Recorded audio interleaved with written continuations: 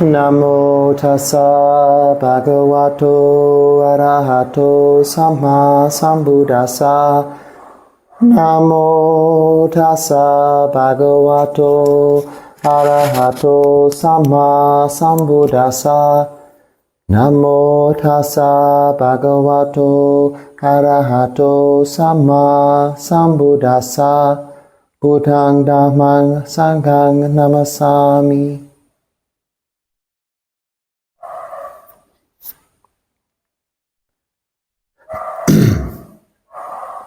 Hello and welcome. It is today the Uposatha, new moon of January, this new year of 2024. You may be seeing this one day later.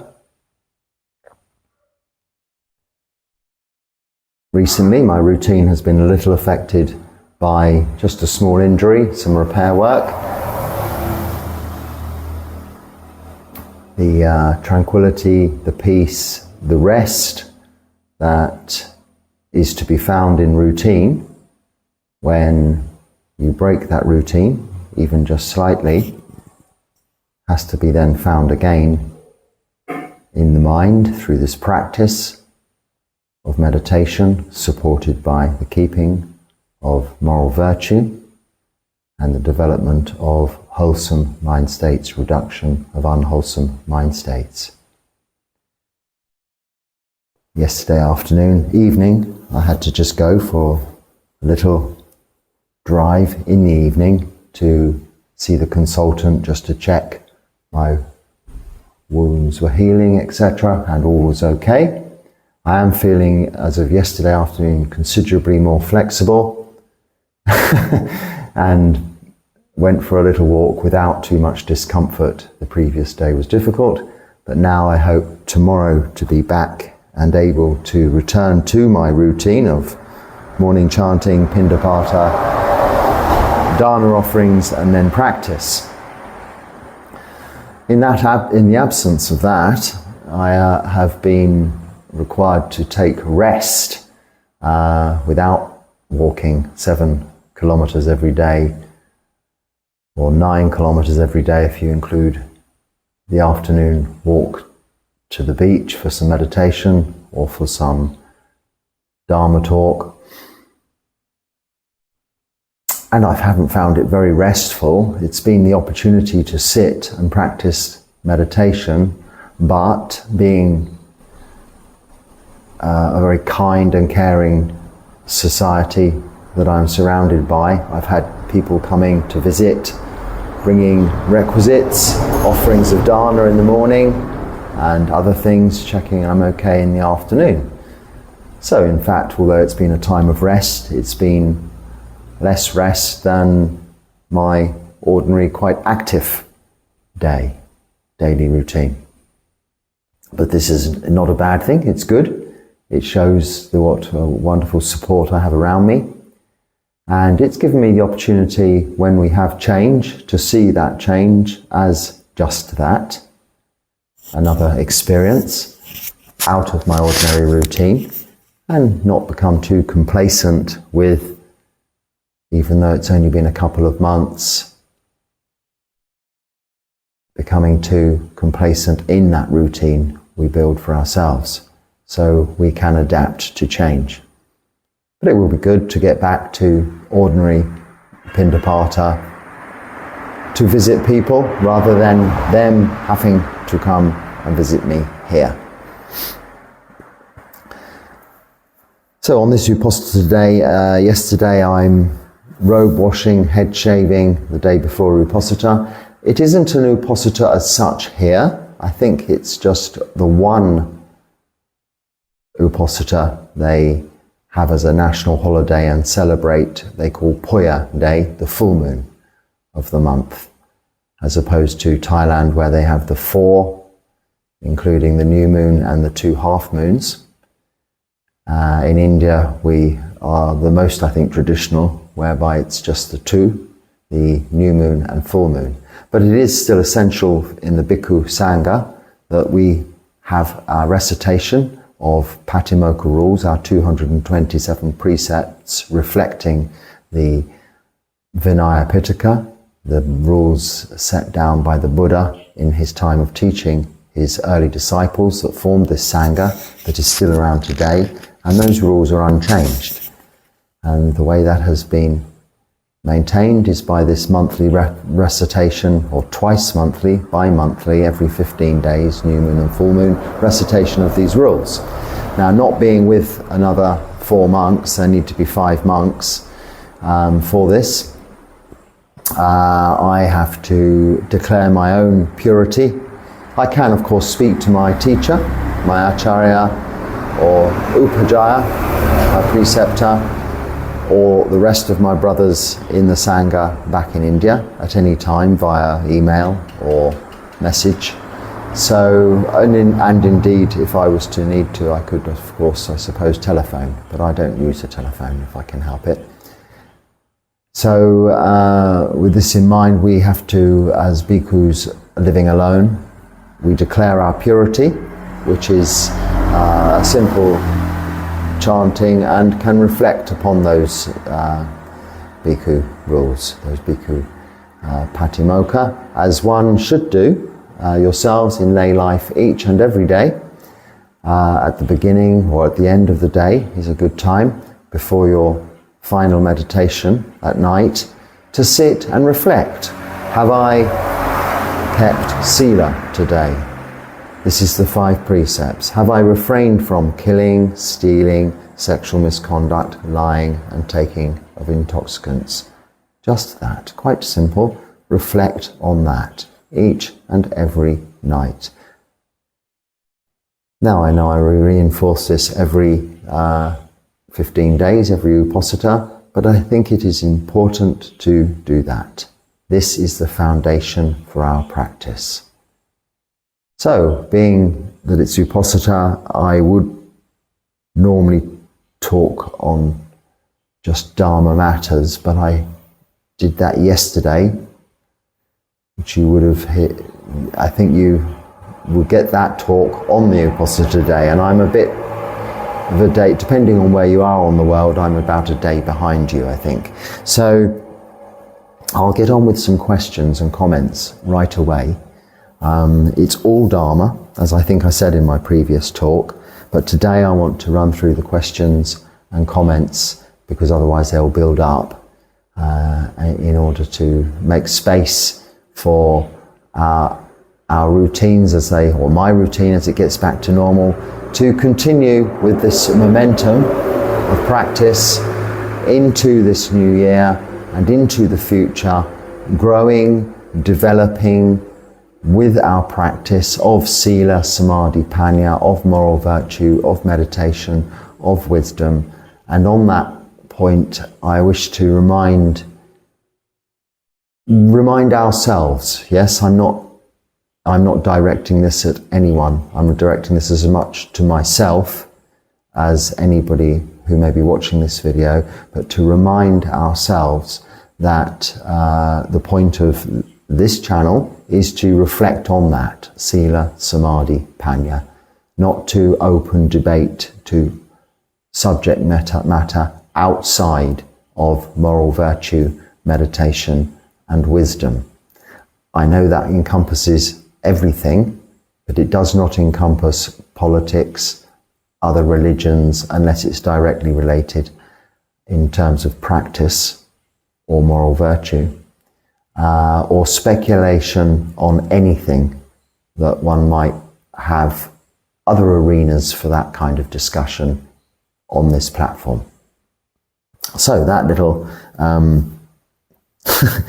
nag to myself also out of the way. The first question, which is directly related in every sense, but also one that I have already answered in a previous video, which I'll just explain. Thank you for sharing. Although I am curious on, this is referring to a video on sexual desire as opposed to sensual desire. However, as I'm going to go on to say, it's the same thing.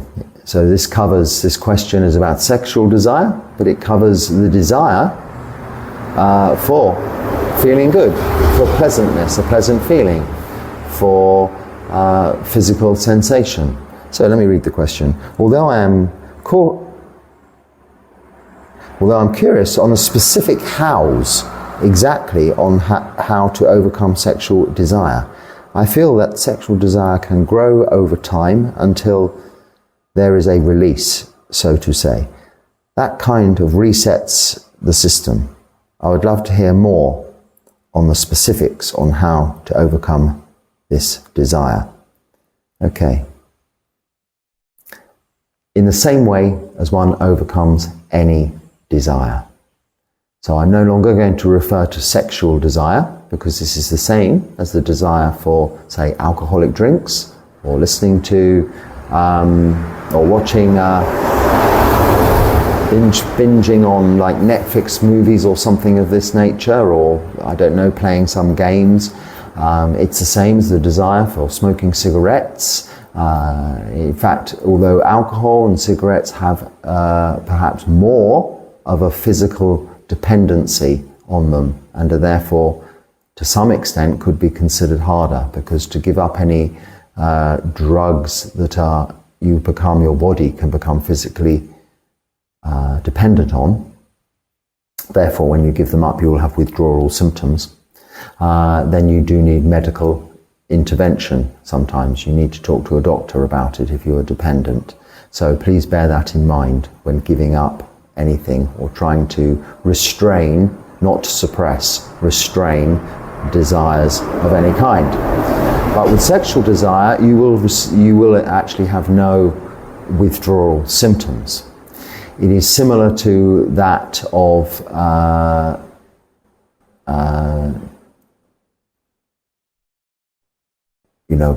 binging on Netflix, or listening to your over and over again, listening to your favorite music or something like that. What actually happens is your body creates its own endorphins and these kinds of, I won't go into all the biology of it. You can Wikipedia all of that stuff yourselves. But it is just the same as any desire. The simple fact is, you're saying there builds up over time more need, and then there is a release which seems to satisfy the need. The proof there is that then it builds up in time again, and there is the need for this release to satisfy the need. Now this can be applied to any desire. You think, right, okay, I'll have my last cappuccino this morning. That's it, then I'll have no more. But by tomorrow morning, the desire is there again. And you think, this will be my last. And as soon as you've finished it, oh, that's gone, the desire is gone.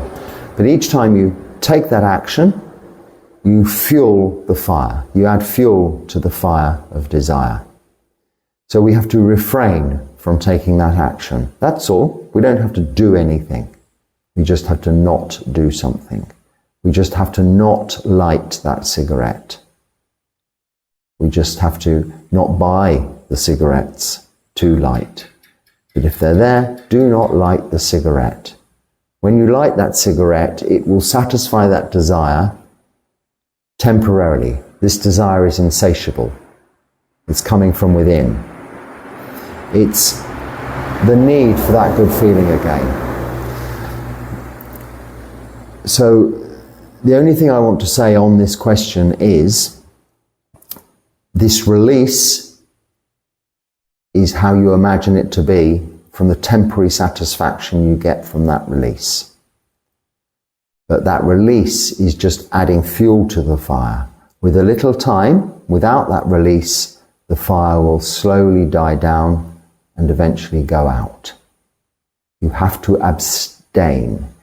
If you're a layperson, there is absolutely no necessity to do this whatsoever. Unless you're staying in a monastery on the 8 precepts, you do not have to be celibate. I must reinforce that. But you're asking the question. Secondly, I will refer you back to the full video. If you've just watched the short, watch the full video. I explain it in its entirety. And If that isn't answering the question, then watch the full video talk that I've made on addiction. I think that'll do, that as a search word. My English Buddhist monk and addiction, because it is the same. This is just another addiction. It needs to be allowed to cool. To nibbana actually means to put aside and let cool down. Although, of course, we see it as the final attainment to... I was just checking the time because I heard a siren, which is usually the time for the chanting to begin. Much earlier than that yet. So we just need to allow these things, whatever those desires that are arising, to cool, settle, and eventually, by refraining from them, they will go away. But if you keep thinking you're releasing yourself from that desire by acting on that desire, then you're just trying to satisfy an insatiable desire. It's not possible. You're just fueling it. There is also a talk here on the 12 steps or 12 links, really, of dependent origination.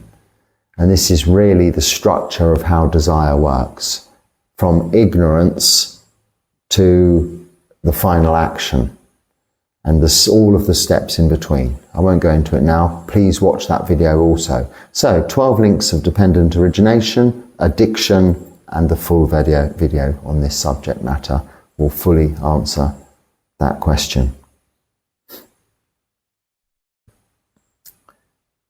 When we are sad, we will change to an empty mind. We have a way to change mind. How to switch our mind from suffering into empty. I think this is being translated by Google. And I don't think it's been translated very well because I'm not sure I understand the question. So we cannot change our minds. We can work on all of our activities of body, speech and mind. In other words, keeping sila, moral virtue. Practicing meditation, which isn't an active process of changing your mind. It is allowing your body to settle and relax, your mind to settle and become calm. And with this practice, supported by moral virtue, over time, the mind will become more peaceful,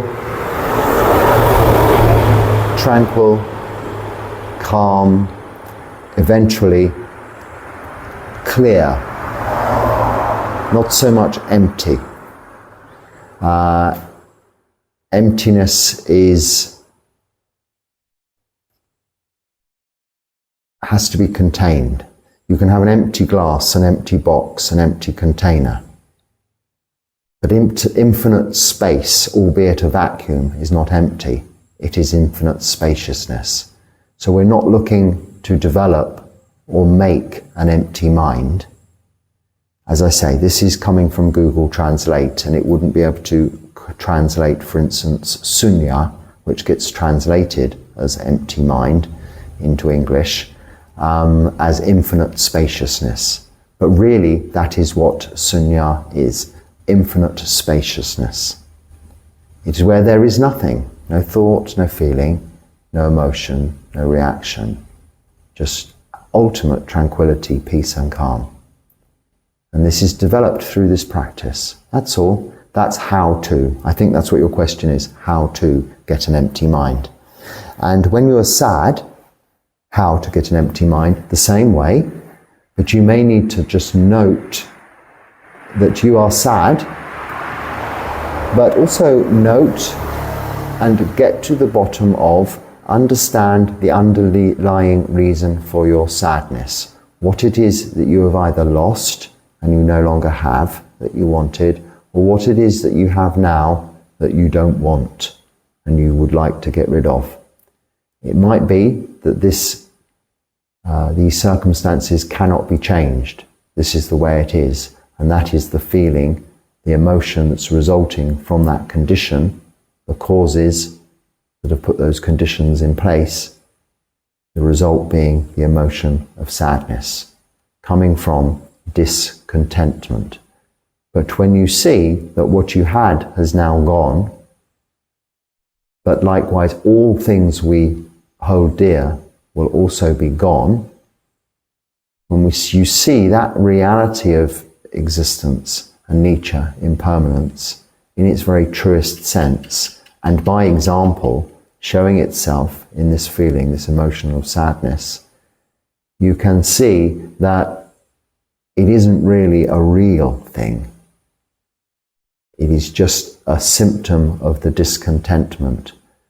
So continue with your practice and find contentment in the practice, in the leading of a virtuous existence life, in the practice of just letting your body relax, through allowing it to settle for some time, and your mind to become calm, through allowing it to settle for some time. Find the joy, the happiness, the physical pleasure in that. This is ultimately contentment, which will replace the discontentment that you feel you have. You cannot be discontent and content at the same time. There are many other practices that I discuss in these videos also. You can go back through, looking at Brahma Viharas, the development of those. So again, English Buddhist Monk, Brahma Viharas.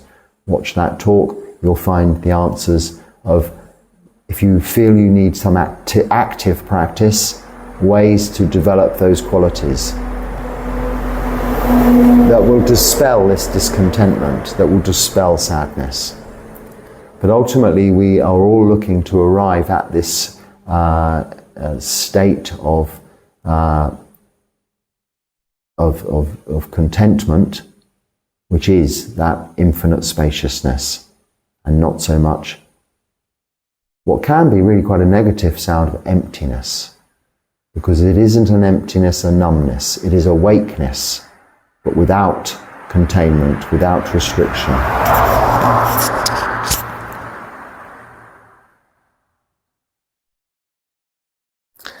I trust you very much. Amen.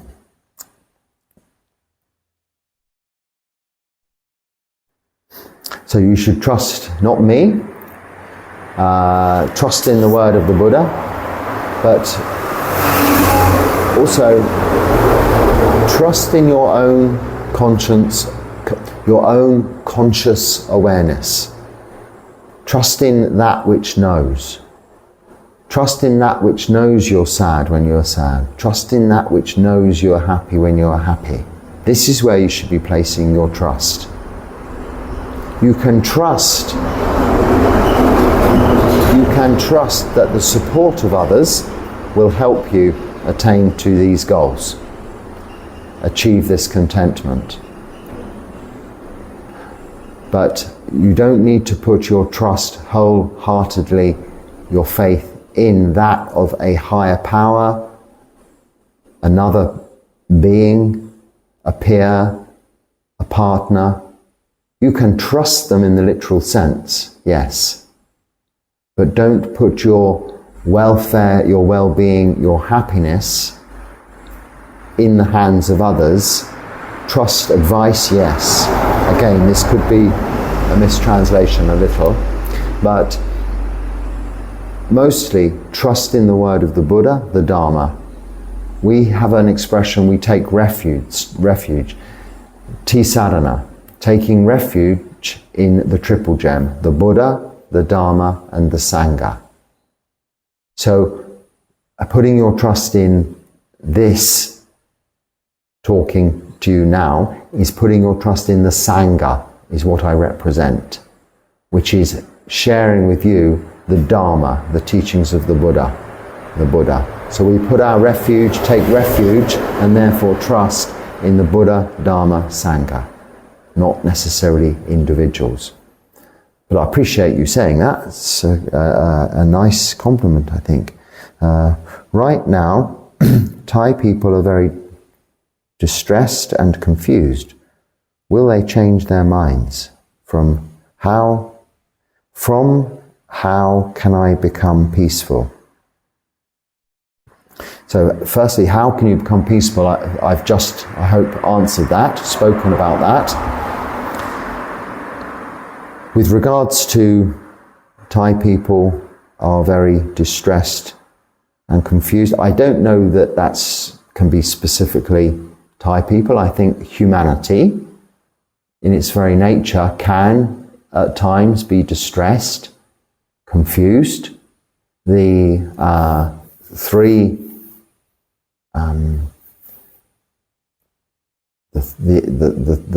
root defilements are greed, hatred, delusion.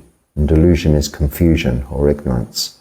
So these are the cause of our desires to have things, want something, want some sensual gratification to distract us from suffering.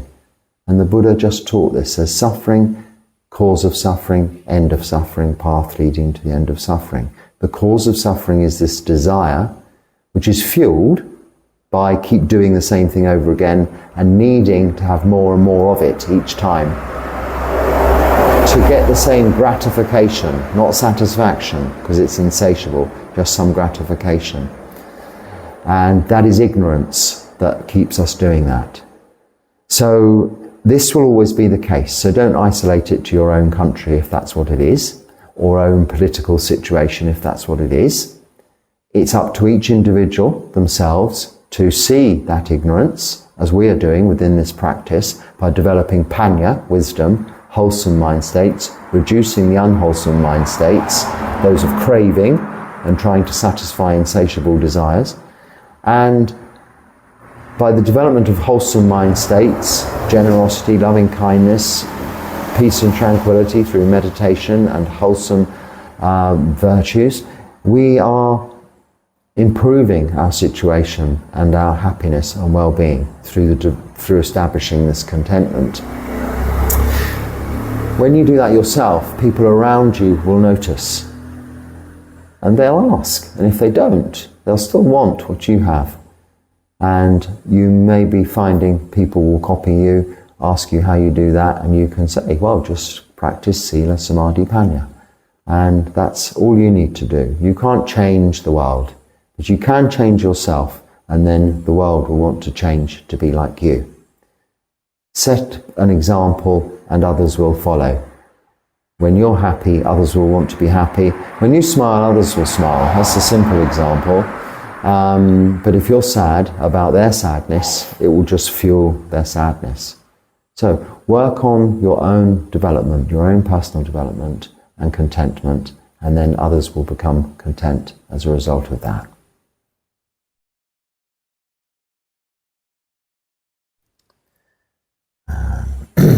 If you notice that Balala cat is scratching vigorously due to the fleas in her body, what would you do to ease her itchiness?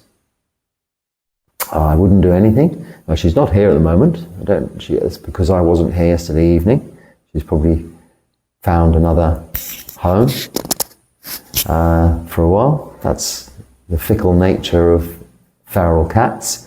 Or Sri Lanka cats, I've been told, they don't live in one home. They go boom, boom, boom. One few days here, few days there. Although she's mainly here, but that's because I'm mainly here. Not for me, but she just likes company.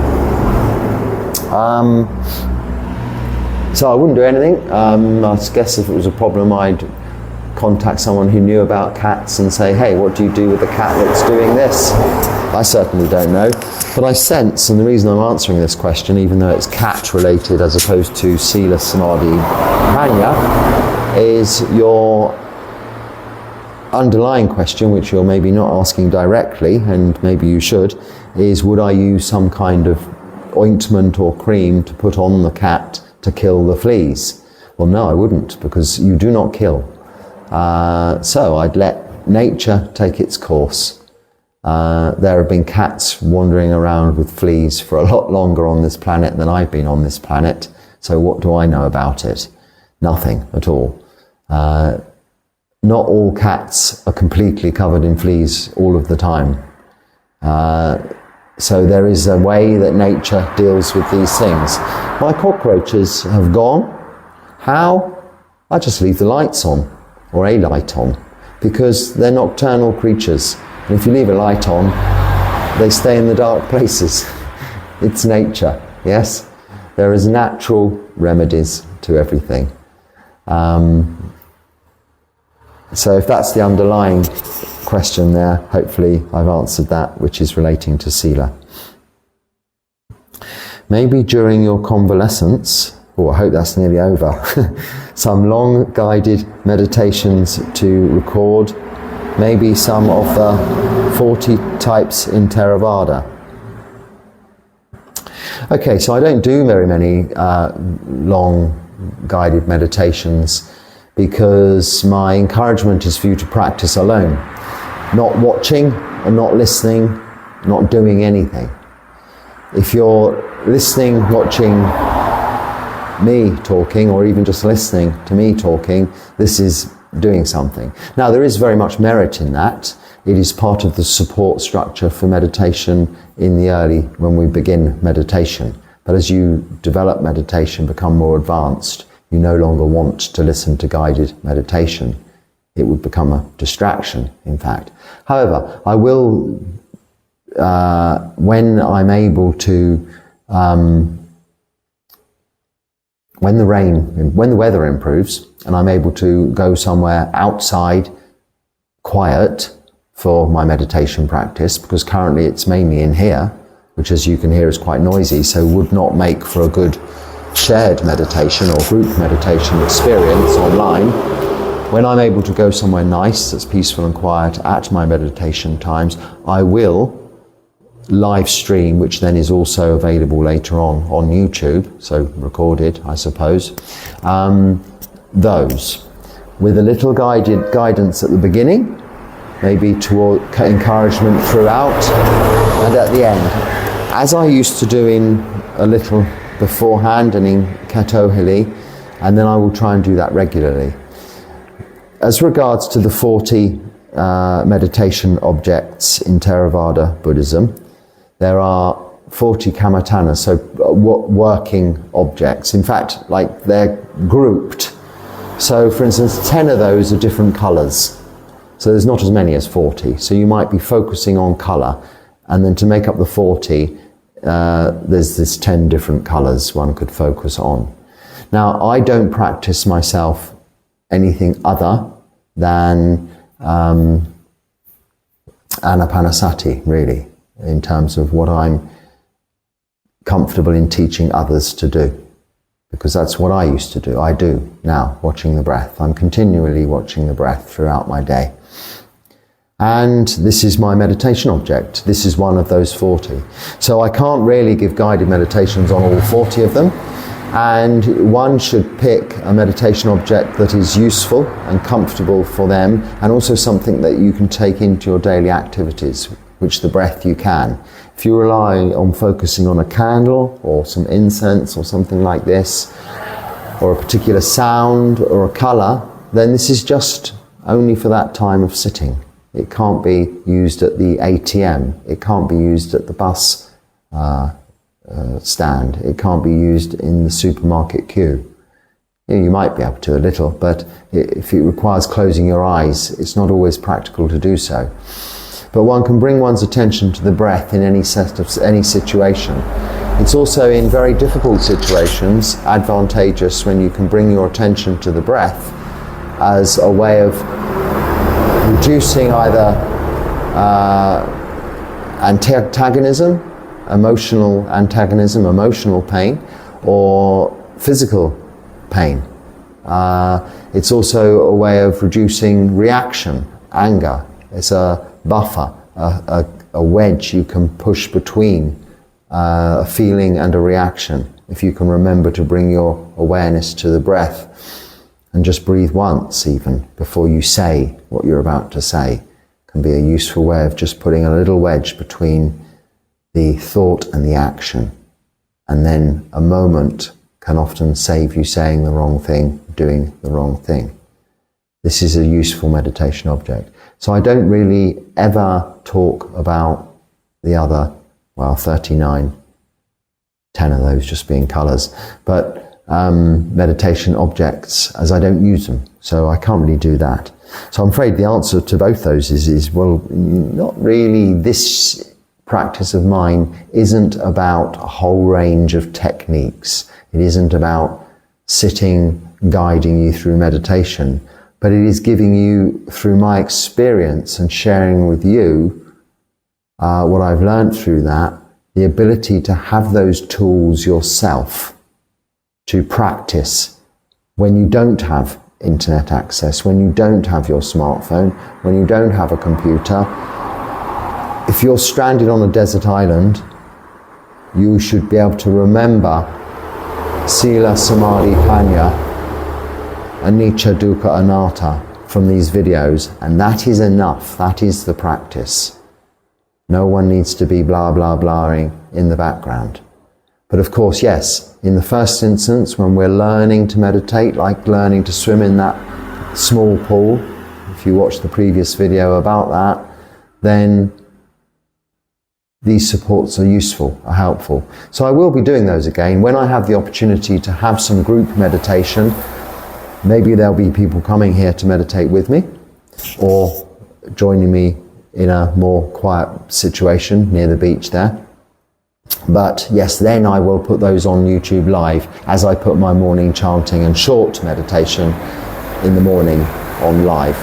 And that'll be regularly in each day. But it won't be all of those other meditation objects.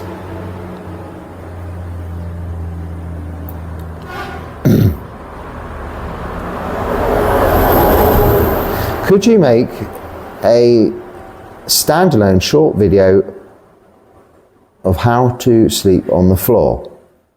Could you share your experiences of how to do it wholesomely in different circumstances and climates?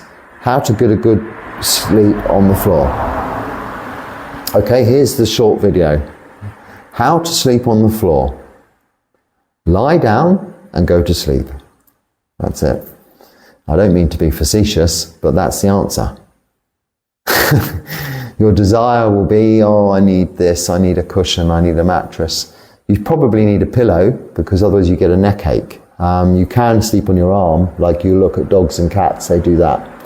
But you get then a shoulder ache, or it's not ideal. So I usually use my third robe, my outer robe, my sangati, which is just folded up to rest my head on. In the absence of that, a plastic water bottle is sufficient. Other than that, you lay on the floor and you get used to it. Like getting used to sitting in lotus position, like all of these things. If you don't need to, don't. If you live in a flat, in a nice house, then, it's useful for me. If I'm going to catch an aeroplane, in a normal country, normal airport where you can do this, it's not so easy in India, it's too busy. Oh, excuse me.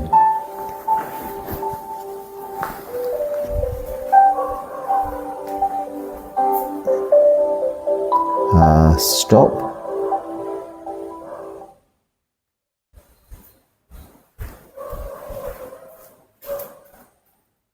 I'm always up at 3 o'clock, but I set an alarm for 4 or 4:30 or something like that. Sometimes. Well, that was the 4:30 one. Just in case, for instance, I don't wake up because of my routine being a bit affected at the moment. So that's the 4:30 alarm, which is on the phone. I hope it's not stopped the video.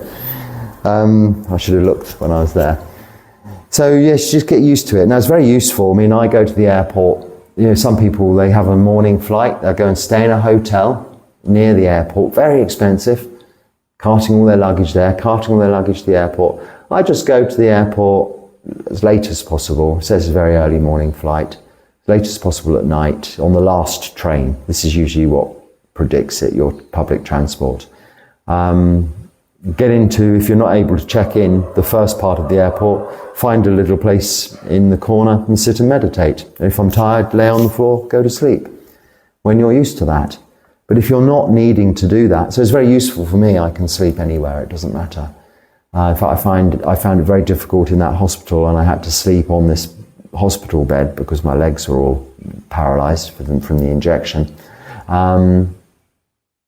once the feeling came back, I found it uncomfortable. I moved to what you have a guest bed in the rooms here, onto that, which was a little more simple and lower down and within our rules. So I thought, well, that's it, I'm no longer sick, back on the floor. But I thought I better not sleep on the floor, they might get upset. So I slept in this low bed, which was very flat and simple. Because I find mattresses and soft furnishings just uncomfortable. But that's just what you get used to, that's all. And climate, well, it's irrelevant really, it doesn't matter. If it's cold, you might need a sleeping bag or some more clothes. If you're a lay person, if you're a monk, we know how to do all this stuff. We learn it in our training. We know how to wear our robes, we know what our sangati is for. But if you're a lay person, you don't need to sleep on the floor. It's very good, useful to be able to do so, as it is to be able to sit in lotus position without any zafus or special equipment, because you can then sleep anywhere, meditate anywhere. And that's the simplest of lives we can have. But it comes from practice. Just do it. So there's your short video on that. Can I buy a studio similar to the one? Similar to that one? Right, because I said my entire studio only costs less than $50 or something. Oh yeah, of course you can. Go and buy yourself a phone, sit in front of it and chat away. There we go, you'll have a studio. What country or location is this in? Sri Lanka.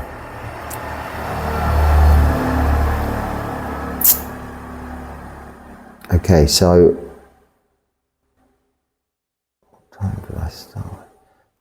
One more question. I think I might have gone a bit over time.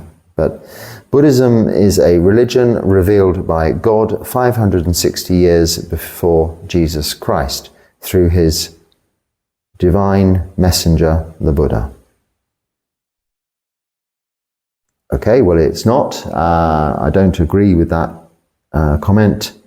Buddhism is what we call the practice of Sila Samadhi Panya, which is the practice, the teachings of the Dharma, the teachings of the Buddha. And the Buddha was an enlightened being, born into this world as a human.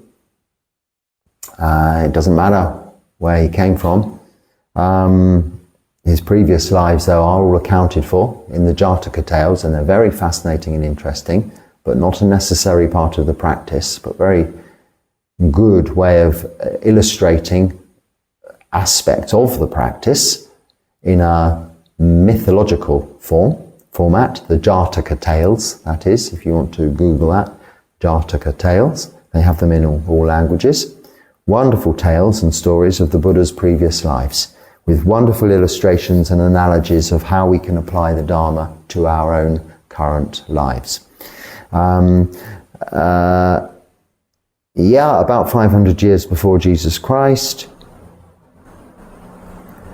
And this may have lost something in translation also, but it is just, Buddhism is the teachings of the Buddha. It's a system that the Buddha found for himself through his practice, sitting in meditation, and teaches. So I'll just, I think you mean well in what you say. I don't think you're disputing anything in terms of Buddhism, but maybe I'm just missing a cultural reference there or something.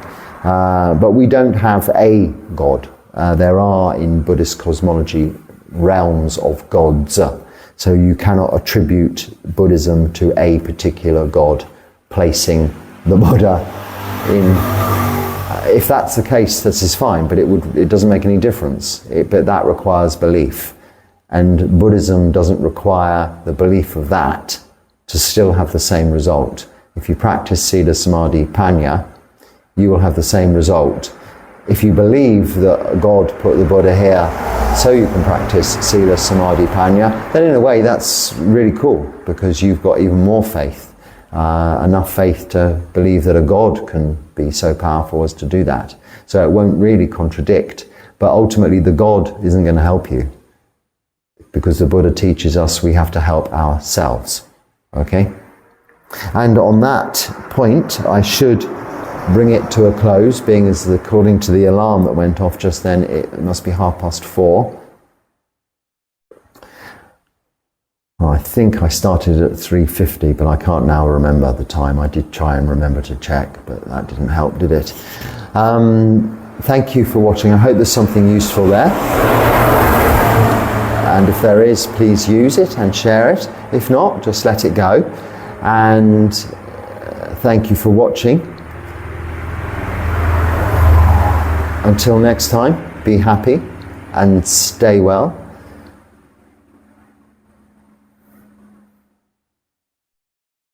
Namo Buddhaya.